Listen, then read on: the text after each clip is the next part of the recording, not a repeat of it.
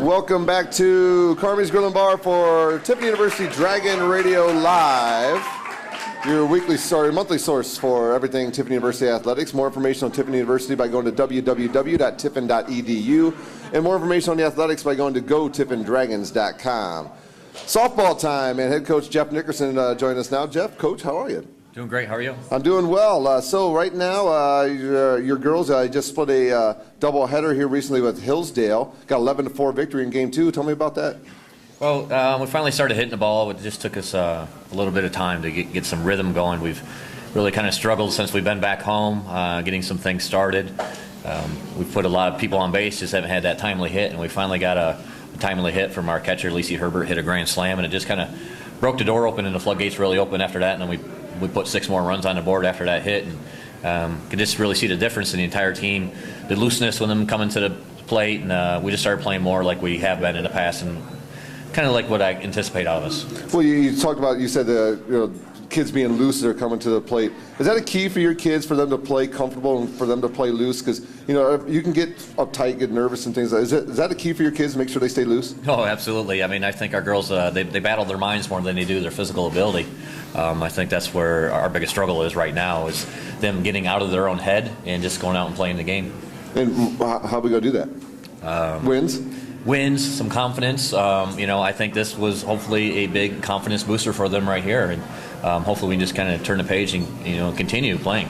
Now, talk a little bit about your roster. You guys, when I look at your roster, it seems like you're fairly young this year. You had a very successful year last year, and this year, tell me a little bit about the roster last year. Did you lose a lot coming into the season? No, we had 2 seniors who graduated. So we actually have 7 seniors on the team, so we're pretty heavy on the top. Well, that's when I look at it. It's all seniors and freshmen almost. Yeah, it seems like. Pretty much. Yeah, it's a pretty spaced out gap there.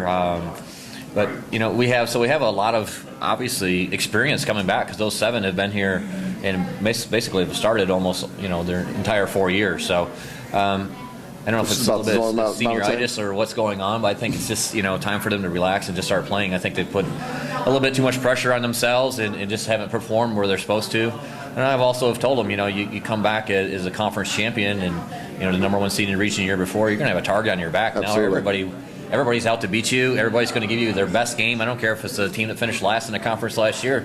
They want to beat you, and they're going to give it their all every inning of every pitch. And if you don't come out ready and prepared to play, it's going to come back and they're going to get you. Yeah, you're absolutely right. Well, coming up here, you have a doubleheader coming up with Ashland and then a 4-game set with Lake Erie College. Talk a little bit about the GLIAC this year.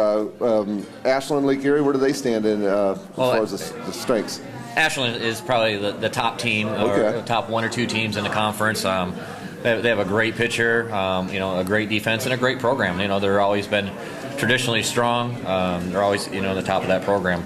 And then after that, you have a 4-game set with Lake Erie at home. Then when you get after you have your senior day on April 7th, you got a pretty good string of road games coming up there on the end of the schedule. Who did that to you? I mean, that's got to be tough. It's gonna be very tough on the girls, and very tough on them to keep their studies up, especially when it's coming right towards the end of the semester too, the finals and everything coming up, and being on the road and traveling so much, and then having to focus on your conference schedule. We're gone. We leave. We're gone for 4 or 5 days at times, and it's tough when you play 6 games in a row, back to back to back, and it's draining on them, and it's going to be a critical part of our season too, to be on the road so much. Well, you spoke of the mental toughness that you'd like to see your kids show a little bit more of, and then you look at your schedule. Beginning on April 10th with that run of away games. Is that going to be the key for your kids to be successful when you get to that point of the schedule? Really from here to then is making sure that you can get that mental toughness? Yeah, I think our key from here on out for us to be successful the rest of the year is we're going to have to go out and beat the teams that we're supposed to beat. Mm-hmm. We're supposed to go out and take care of certain teams, and I'm not going to name them, but we should go. We should take 4 from this team. We should take 4 from that team. We go on that road trip. We should go no worse than 4-2. And come back. And take care of your business like that. Get us an opportunity to make it to that conference tournament, and then once we get there, I feel very confident that we can beat anybody in our conference. That's a given. It's just going to be a matter of who's hot that weekend and who's ready to play. If you had to put your finger on what the strength of your kids has been so far this season, what would that be? I can't really say that we've had really a lot of strengths. I think our pitching's been solid at times, our defense has been solid at times, and our hitting's been okay at times. But it's not all been solid at once. And You're can't mimicking really what say. Coach Allen was saying. Yeah, very it's just, much. nothing's really just clicking. And when we do click, I mean, we're great. And when we don't click, we're very mediocre. And you had your spring trip down south, which didn't work out real well for your kids, but. You come home, you got this win over Hillsdale to build, and then if you can get, when you go to Ashland, you're saying, they're one of the cream of the. Are you looking? I mean, you want to sweep it, but are you happy leaving out with a split? Well, I guess when you're on the road, I mean, that's what I'm thinking. You're going to a really good team. Obviously, you want to take 2 from them because they're in our in our division. Mm-hmm. Baseball or softball has 2 divisions, the North and South Division.